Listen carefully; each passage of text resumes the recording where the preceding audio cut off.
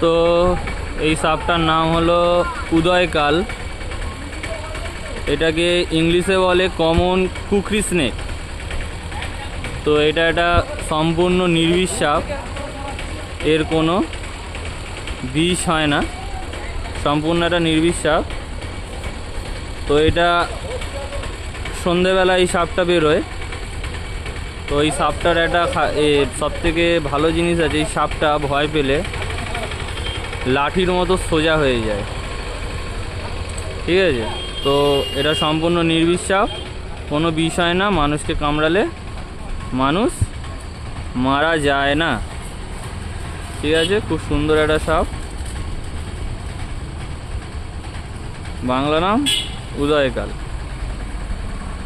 তো এদের খাদ্য হলো ছোটোখাটো পোকামাকড়, এগুলো খেয়েই এরা বেঁচে থাকে। Thank you.